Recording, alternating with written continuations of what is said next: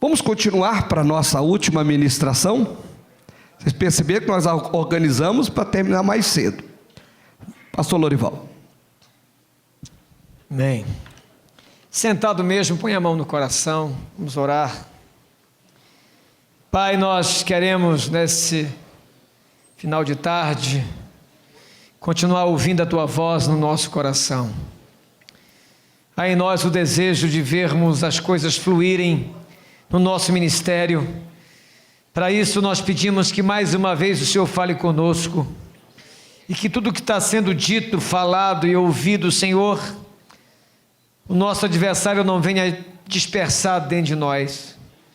Eu sei que algo grande vai acontecer aqui nesse estado. Eu sei que aqui está acontecendo algo do Teu coração para o nosso coração. Fala conosco, Pai, poderosamente, em nome de Jesus. Amém e amém. Como é a última mensagem, vamos falar um assunto bem light.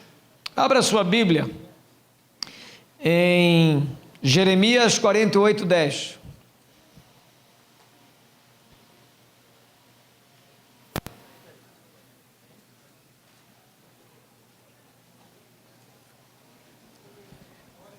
Jeremias 48:10. Assunto bem tranquilo, relaxante, né? Renovador, serotonina. Assunto leve. Quem achou, diga amém. Amém. Só isso? Quem achou, diga amém. Amém. Isso mesmo. Vamos ler. Palavra de Deus para nós. Maldito aquele que fizer a obra do Senhor. Mais uma vez, maldito aquele que fizer a obra do Senhor relaxadamente. Estou escrevendo um livro, não sei quando eu vou terminar, espero que antes da convenção, que é o tema dessa palavra que eu vou dar para vocês agora. Eu vou apenas dar uma pincelada naquilo que eu considero importante para nós. Não adianta você e eu querermos ter uma igreja forte, grande, ter um ministério crescente, sem antes a gente remover algumas enfermidades que nós adquirimos no decorrer da nossa trajetória ministerial. E o texto que nós lemos fala por onde essas enfermidades elas entram na nossa vida. Por onde é que o pastor ministerialmente adoece, a igreja ministerialmente adoece. Então preste atenção, que sem essa remoção dessas doenças no nosso ministério, não teremos saúde na igreja. Há muitas igrejas enfermas, há muitos ministérios pastorais doentes, mas o nosso Deus é o Deus que cura, é o Deus que dá saúde, que gera vitalidade, que gera mover na nossa vida, e eu creio que esse seminário, Deus está fazendo isso no coração de cada um de nós. Apesar de eu ter uma igreja abençoada, a cada seminário, as minhas forças são renovadas, os meus compromissos são refeitos, e eu tenho prazer de estar num lugar como esse. Agora, como é que a gente adquire essas doenças? O profeta diz que maldito é aquele que faz a obra de Deus relaxadamente. Por que maldito? Essa palavra maldito significa o cara é azarado. Pessoa que se permite isso que o profeta está dizendo, vai ser uma pessoa azarada, que as coisas não dão certo, não fluem, não geram crescimento, não progridem, não avançam. Agora, por quê? Me perdoe, só aguardar aqui. Por que essas doenças chegam até nós? O texto é forte, ele diz: maldito é aquele que faz a obra do Senhor relaxadamente. É através do relaxamento que o nosso ministério adoece, que a nossa igreja adoece. É através do desleixo, da falta de cuidado, que as teias de aranhas do ministério começam a aparecer. Que tem de igrejas que enfermaram adoeceram pelo simples fato dela ter relaxado, não se cuidou. É como o nosso corpo físico. Se a gente relaxar, não se cuidar, nós iremos adquirir doenças que poderiam ser evitadas pelo zelo e pelo cuidado. E temos muitas igrejas adoecidas, porque nós, pastores, começamos a relaxar, começamos a cuidar da igreja de uma forma relaxada, desleixada. Então, o primeiro caminho para a solução é a gente estancar essa brecha que as doenças estão entrando na nossa vida. Nós temos que melhorar a nossa imunidade espiritual, porque senão essas enfermidades são devastadoras e destruidoras, elas acabam conosco e com a nossa igreja. Então a nossa oração é que sejamos aquilo que Paulo pede para Timóteo, em 2 Timóteo 4,5: tu, porém, meu filho, seja sóbrio em todas as coisas, suporta as aflições, faz o trabalho de um evangelista, escute isso, cumpre cabalmente o teu ministério. Diga amém. O que é cumprir cabalmente o ministério? É exercer o ministério de maneira plena, com vigor, sendo rigoroso em cumprir o seu propósito. Irmãos, facilmente um pastor perde o foco. Se ele relaxar, se ele não cuidar da alimentação espiritual, dos exercícios espirituais, se ele não procurar ter zelo com o seu ministério e entrar numa rotina relaxada, aos poucos ele vai adoecendo, pega uma doença aqui, outra ali, de repente seu ministério, a sua igreja adoeceu de tal forma que às vezes são doenças incuráveis. Agora, quais são essas doenças que podem te pegar, podem me pegar, podem entrar no nosso ministério e entrar na nossa igreja? Primeira doença é a perda da paixão pelo ministério. Geralmente, quando nós relaxamos no nosso ministério, essa é a primeira doença que nos pega. A gente perde a paixão do ministério. O ir para a igreja é como um bater de ponto, é uma obrigação, é um peso, não há entusiasmo, não há alegria, não há prazer de estar na casa de Deus, pastoreando o rebanho que Ele nos deu, fazendo a igreja que Ele nos colocou crescendo. A gente perde a paixão e se torna o ministério uma obrigação. O que é paixão? A paixão é entusiasmo muito vivo por alguma coisa. A nossa paixão pelo nosso ministério e pela igreja determina em muito qual vai ser o tamanho dela. Agora, grave o que eu vou dizer agora. Um pastor apaixonado, com talento limitado, superará em termos de desempenho um pastor passivo que tem um talento maior. Um pastor apaixonado não perde a sua vitalidade. Diga amém. E é verdade.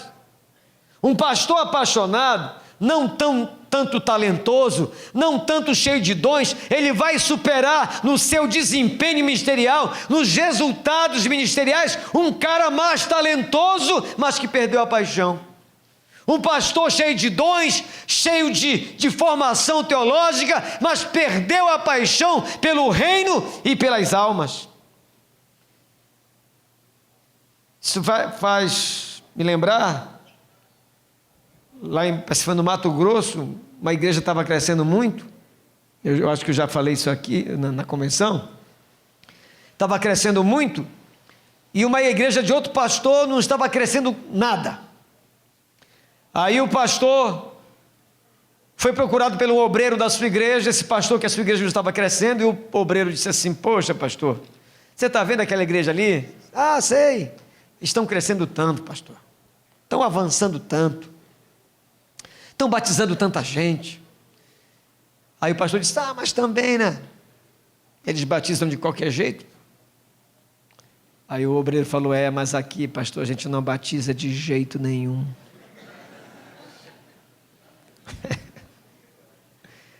É assim, quando se perde a paixão, se utiliza o maior matador de sonhos. A maior matadora de sonhos são as desculpas.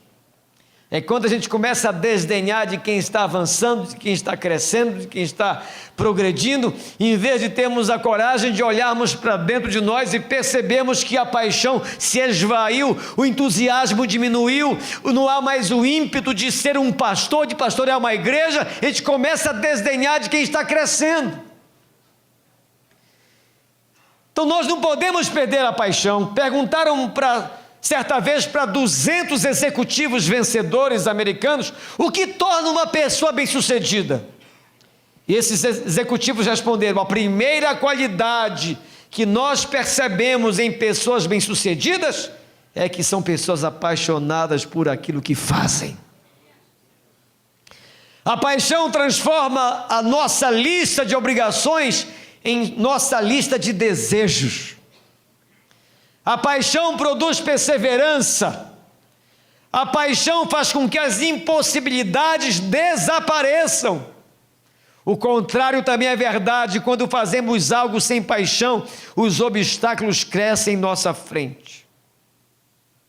Olha aqui para mim, por favor. Esse período que nós crescemos muito ali, eu percebi que essa foi uma das marcas da nossa igreja. Uma igreja limitada, num lugar horroroso, com pessoas extremamente simples e sem quase nenhuma formação, mas uma igreja apaixonada pelas almas.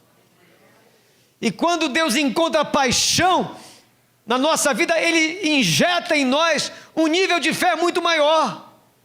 E as impossibilidades se tornam possibilidades, porque quem é apaixonado não se rende, quem é apaixonado não se deixa parar, quem é apaixonado não para no primeiro obstáculo. Uma vez eu fui tentar comprar uma casa de um vizinho, ele estava construindo uma casa linda de 2 andares, eu fui lá com ele e ele estava pintando a casa dele, no 2º andar. Eu disse: tudo bem, vizinho? Ele disse: tudo bem, pastor. Que é, vizinho? Não gaste dinheiro com a sua casa, não. Mas por quê, pastor? É porque eu fiz assim com o braço: a gente vai construir aqui uma igreja grande e a sua casa está dentro da nossa igreja, vizinho. Aí ele me olhou e disse: você está ficando doido, pastor? Vá agora a outra casa. Vá procurar, deixa a menina em paz. Eu estou te avisando, não gaste dinheiro, Jesus precisa da sua casa. Aqui dentro, eu fiz assim, eu já medi a catedral que eu vou construir, você está dentro dela, e Jesus precisa da sua casa. Aí deixei lá a palavra. Aí vim embora. Toda quarta-feira a gente tem a nossa reunião de oração, da quarta-feira da vitória. A gente estende as mãos para os vizinhos, ora, profetiza, expulsa, unge, joga óleo, joga sal, joga barro, joga pedra, vai ungindo, vai fazendo de tudo. E toda quarta-feira eu digo: a próxima é aquela. Começamos a orar. Com 3 semanas de oração, o cara me procurou desesperado. Entrou no escritório dizendo: pastor, eu não aguento mais, eu não aguento mais, eu não aguento mais. Mas o que foi, vizinho? Desde aquele dia, pastor, eu não consigo dormir. Mas por quê? Eu vivo escutando aquela sua voz: Jesus precisa da minha casa. O senhor quer comprar, pastor? Eu digo: claro. Então só vendo por tanto. Ele disse: olha, se você quiser fazer sumir da sua mente a minha voz, a voz do Espírito Santo, venda pelo um preço justo. Eu só pago tanto. Se o senhor quiser, vamos comprar sua casa. Aí ele não dormia mesmo, resolveu vender pelo preço que nós propusemos a ele. Por que eu estou te dizendo isso? Porque Deus, Ele está atrás de pessoas que sejam apaixonadas pelo reino dEle. Deus não caducou. A crise da Europa não atingiu o reino de Deus. Não existe impossibilidade no Deus que nós servimos. Deus não tem problemas com essas coisas. Vocês lembram daquela passagem bíblica do vendaval, da tempestade, que os discípulos estavam tentando impedir que o barco naufragasse, e acordaram Jesus: mestre, mestre, não te importa que pereçamos. Aí o mestre acordou, falou com a tempestade, disse: olha, fica quieto, o mar fica tranquilo. E a tempestade e o mar se rendeu diante do Todo-Poderoso. O problema de Deus não é a tempestade. O problema de Deus é o teu e o meu coração. Ele se volta para os discípulos e diz: mas por que vocês duvidaram, homens de pequena fé? Acalmar tempestade é fácil, o difícil para Deus é acalmar o teu coração e o meu coração. Ele está aqui para acalmar o teu coração, para te dizer: se você topar andar em vitória com Ele, Ele vai abrir as portas no teu ministério, na tua igreja, você vai poder realizar os teus sonhos ministeriais em nome de Jesus. Pode aplaudir o Senhor bem forte. Pode aplaudir o Senhor. Então essa é a primeira doença que você tem que arrancar, que eu tenho que arrancar sempre. Isso não pode fazer parte da nossa vida. Temos que ser pastores apaixonados. O pastor apaixonado é criativo. O pastor desinteressado, ele não tem mais ideias. Ideia nenhuma. A inspiração desaparece. A criatividade cessa, ele fica vivendo o seu ministério de uma forma terrível. A segunda doença que aparece na vida da gente, quando a gente relaxa, é os nossos dons são atrofiados. Os nossos músculos ministeriais são atrofiados. Olha aqui para mim, pastor. Um pastor não pode viver só de paixão. Nós temos que injetar nessa paixão dons treinados, habilidades aperfeiçoadas. O pastor precisa ser especialista naquilo que ele faz. Ele não pode ser apenas um pastor apaixonado, ele tem que ser bom naquilo que ele faz. E para ser bom tem que haver investimento, irmãos. Você tem que exigir de você uma performance melhor e maior nas áreas do teu ministério. Para isso o pastor tem que exercitar o seu ministério todo dia. Tem que ter muito cuidado com a maior dádiva que Deus nos deu, que é o tempo. O tempo ele passa com uma velocidade absurda e de repente a gente olha em volta e vê que não construiu quase nada e bate a frustração. Isso é terrível para nós. Para que isso não aconteça no nosso ministério daqui a 10 anos, nós precisamos exercitar os nossos dons, os nossos músculos ministeriais para termos uma igreja grande. Como se faz isso?